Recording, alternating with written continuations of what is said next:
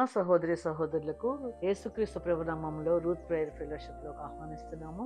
ఇప్పటి వరకు మనము యేసు ప్రభు పలికిన 6 మాటలు విన్నాము. ఈ దినము శుభ శుక్రవారం కదా, మనం యేసు ప్రభు శిలువలో పలికిన 7వ మాట చూద్దామండి. లూకా సువార్త 23వ అధ్యాయము 46వ వచనము. అప్పుడు యేసు గొప్ప శబ్దంతో కేకవేసి, తండ్రి, నీ చేతికి నా ఆత్మను అప్పగించుకొనుచున్నానని ఆయన ఇలాగు చెప్పి ప్రాణము విడిచెను. 7వ మాటలో తండ్రి అని పిలిచారండి.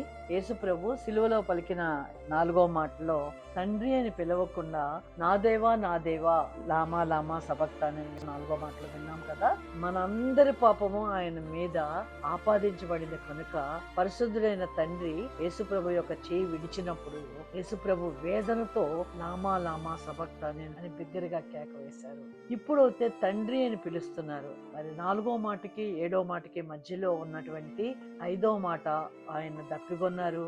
6వ మాట సమాప్తమైనది అని చెప్పారు. ఈ సమాప్తమైనది అని చెప్పడం వలననే యేసు ప్రభు అక్కడ అంగీకరించబడ్డారు. ఎందుకనగా ఆయన ఈ భూమి మీదకి ఎందుకు వచ్చారో ఆయనకి అవగాహన ఉంది అని మనము మరి 6 మాటల్లో మనం చూసాం కదా. ఏ విధంగా ఆయన అవగాహన కలిగి ఉన్నారో వాక్యం చాలా చక్కగా వివరిస్తోందండి. యేసు ప్రభు 12 ఏళ్ల వయసులో మందిరములో వారితో ఆయన మాట్లాడుతూ ఉండగా తల్లి వచ్చి అడిగినప్పుడు, నేను తండ్రి పని మీద ఉండవలని మీకు తెలియదా అని ప్రశ్నించారు. మరొక చోట తండ్రి పని తుదముట్టించటమే నా ఆహారం అయి ఉన్నది అని కూడా ఆయన మాట్లాడారు. అలాగే ఆయన తనంతట తాను రాలేదు అని చెప్పడానికి ఒక మాట ఉందండి. ఆ మాట చూద్దాము. నా ఇష్టమును నెరవేర్చుకొనుటకు నేను రాలేదు, నన్ను పంపిన వాని చిత్తము నెరవేర్చుటకే పరలోకము నుండి దిగి వచ్చి తిని వాక్యంలో సెలవిస్తున్నారండి. అలాగే మరొక చోట కూడా ఆయన ఎందుకు వచ్చారు అనేది చెప్తున్నారు. నేను దేవుని యొద్ద నుండి బయలుదేరి వచ్చి ఉన్నాను, నా అంతటి నేనే వచ్చి ఉండలేదు,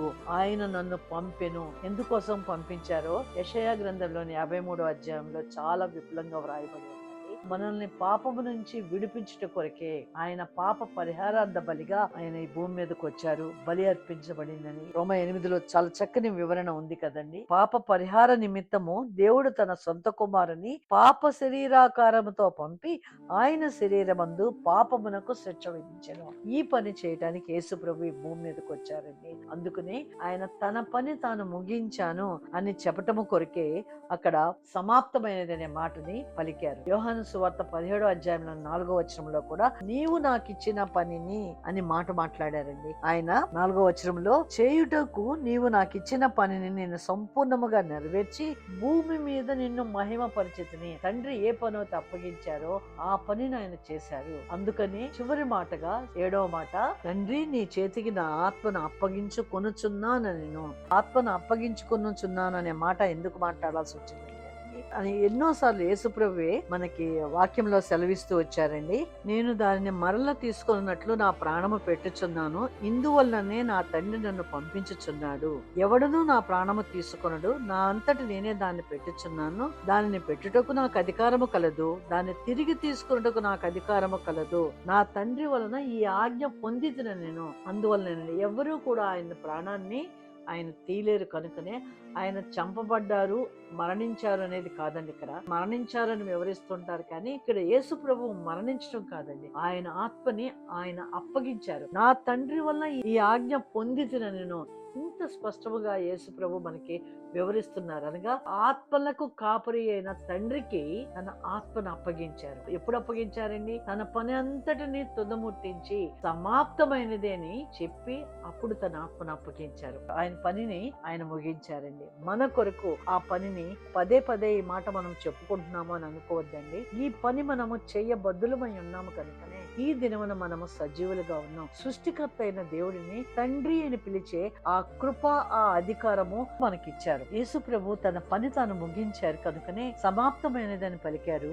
తర్వాత తండ్రి చేతికి నా ఆత్మను అప్పగించుచున్నానని కూడా ఆయన చెప్పగలిగారు. మరి మీరు నేను కూడా మన ఆత్మల కాపరి అయినా ఆయన మన ప్రాణాన్ని మనం అప్పగించాలంటే మన వంతుగా కూడా మనం పనిచేయాలి కదండి. 1 పేతురులో పరిశుద్ధుడైన పేతురు రాస్తున్నారు కదా, నమ్మకమైన సృష్టికర్తకు తమ ఆత్మలను అప్పగించుకొనవలెను, నమ్మకమైన సృష్టికర్త. ఆయన నమ్మకంగా మనల్ని కాచి కాపాడుతున్నారు. మనకిచ్చినటువంటి పనిని కూడా మనం తుదముట్టించినప్పుడు, నువ్వు నాకు ఇచ్చిన పనిని నేను కంప్లీట్ చేశాను, నాకు ఇచ్చిన టాస్క్ నేను ముగించాను, నాకు ఇచ్చిన మిషన్ నేను ముగించాను తండ్రి, నా ఆత్మను నీకు అప్పగిస్తున్నాను. యేసుప్రభు ఎలా చెప్పగలిగారో స్టెఫన్ అలా చెప్పగలిగాడు. మరి ఈ దినములలో ఉన్న మనము కూడా ఆ మాట చెప్పగలిగే స్థితిలో మనం ఉన్నామా అండి? మనల్ని మనం పరిశీలించుకుందాం. వాక్యం వింటున్నాం, వాక్యం చదువుతున్నాం, వాక్యం ధ్యానిస్తున్నాం. యేసు ప్రభు ఎందుకు వచ్చారో, ఎందుకు ప్రతి సంవత్సరము కూడా శిలువ శ్రమలను వింటున్నాము, ధ్యానిస్తున్నాము, గుడ్ ఫ్రైడే చేసుకుంటున్నాము, ఈస్టర్ చేస్తున్నాము. ఈస్టర్ రోజున యేసు ప్రభు పునరుద్ధానుడయ్యారు అని సంతోషంతో మనం వెళ్తున్నాము అని అంటున్నాము. పునరుద్ధానుడు అనగా తిరిగి లేచాడు అని చెప్తున్నాం. తిరిగి లేచిన యేసు ప్రభు ఎందుకు ఆయన 40 రోజులు శిష్యులకు కనిపించారండి. తనను తాను సజీవుడుగా ఉన్నాను అని, మనుష్యుడిగా తోమ అనుమానం పడినప్పుడు నా గాయములలో చేయి పెట్టి చూడు అన్నారు. అలాంటి సజీవుడిగా తనను తాను చూపించుకున్న యేసు ప్రభు ఏం చేయాలో చెప్పి వెళ్ళారు. అదే వార్తలోని 28వ అధ్యాయంలో రాయబడిన మహా ఆజ్ఞ.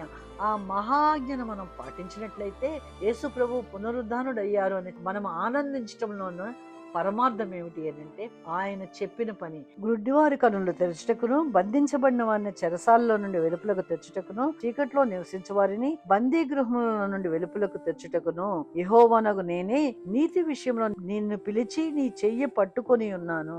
ఈ పని చేయటానికి యేసు ప్రభువు మన చెయ్యి పట్టుకొని ఉన్నారండి. మరి ఈ పని చేయటానికి పునరుద్ధానుడయ్యారు యేసు ప్రభు అని మనము ఆదివారపు ఈస్టర్ రోజున మనము ఆనందించటంలోని పరమార్థము. ఈ పని చేసినప్పుడు దేవునికి మనము కృతజ్ఞత చూపించినట్టండి. మనకిచ్చిన టాస్క్లు మనం కంప్లీట్ చేయడమే. ఆయన ఈ భూమి మీదకి వచ్చి పాపము నుంచి శాపము నుంచి విడిపించిన ఆ కార్యం ఆయన ముగించారు. కార్యాకారిగా వచ్చినటువంటి యేసు ప్రభు తన పని ముగించినప్పుడు, మరి మనకిచ్చిన పని మనం కూడా కృతనిశ్చయితముతో, తండ్రి నువ్వు నన్ను ఏర్పాటు చేసుకున్నావు, నీ పని చేయడానికి నేను సిద్ధంగా ఉన్నామని మనం ఈ శుభ శుక్రవారం రోజున మనం దేవునికి అప్పగించుకున్నామండి. ప్రార్థన చేసుకున్నాం. సర్వశక్తిమంతుడైన దేవ, 2000 సంవత్సరాల క్రితం వచ్చి ఈ ప్రపంచాన్నంతటినీ కూడా నేను రక్షణ ఇవ్వటానికి మీరు ఈ భూమి మీదకి వచ్చారు. మీ సమయంలో మీరు చేసిన పనిని, ఈ దినములలో నాకిచ్చిన పనిని, మాకిచ్చిన ఈ పనిని మేమును చేయగలుగుట కొరకు మీ జత పనివారముగా మేము సిద్ధముగా ఉన్నామని మమ్మల్ని మీ కృపాహస్తాలకు అప్పగించుకుంటూ, ఏ పనైతే మా ముందుందో ఆ పనిలో మేము ముందుకు సాగటానికి కావాల్సిన ఆ పరిశుద్ధాత్మ అభిషేకంతో మమ్మల్ని నింపి మీ పాత్రలుగా వాడుకోరమని యేసు నామములో ప్రార్థించి వేడుకొంచున్నాను తండ్రి. ఆమేన్. శుభ శుక్రవారం రోజున మనము తీసుకున్న నిర్ణయంలో మనము ముందుకు నడుద్దామండి. కృతనిశ్చయితతో దేవుని కొరకే నేను జీవిస్తాను అనే దేవుని చిత్తములో మనం జీవించుదాము. దేవుడు మిమ్మల్ని అందరినీ బహుగా దీవించును గాక.